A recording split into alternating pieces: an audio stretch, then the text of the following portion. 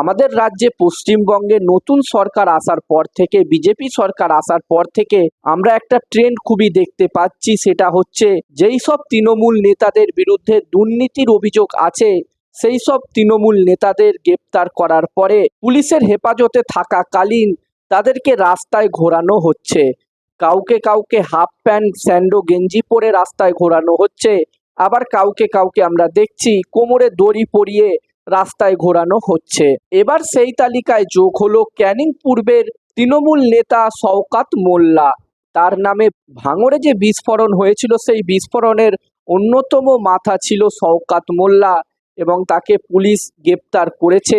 এছাড়াও তার বিরুদ্ধে আরও একটি ধর্ষণেরও কেস আছে। এই মুহূর্তে শওকাত মোল্লা পুলিশ হেফাজতে আছে এবং বৃহস্পতিবার জীবনতলা থানার পুলিশ তাকে বাজারে ঘোরায় এবং শওকাত মোল্লাকে পুলিশ বাজারে ঘোরাচ্ছে এটা দেখে সেখানকার আমজনতা, সাধারণ পাবলিক সেই ভাইরাল গান চালিয়ে দেয়, মাতচোর মাতচোর শওকাত মাতচোর। আমরা দেখেছিলাম এই বিধানসভা ভোটের আগে এই গানটি খুবই ভাইরাল হয়েছিল।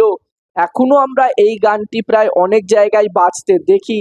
এবার পাবলিক শওকাত মোল্লার সামনেই এই গানটি চালালো তাকে লক্ষ্য করে, এবং এই মাতচোর মাতচোর গানটি চালানোর পাশাপাশি সেখানকার জনতা শওকাত মোল্লাকে দেখে গালিগালাজও করতে থাকে।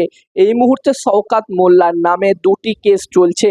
একটি কেস হচ্ছে ভাঙড় বিস্ফোরণে তার হাত আছে বলে অনুমান করা হচ্ছে এবং তার নামে একটি ধর্ষণ কেসও আছে। এবং শওকাত মোল্লাকে এই অবস্থায় দেখে, বাজারে তাকে পুলিশের সাথে ঘুরতে দেখে সেখানকার লোকাল বিজেপি নেতা, স্থানীয় বিজেপি নেতা সাধারণ মানুষের মধ্যে মিষ্টি বিতরণও করে।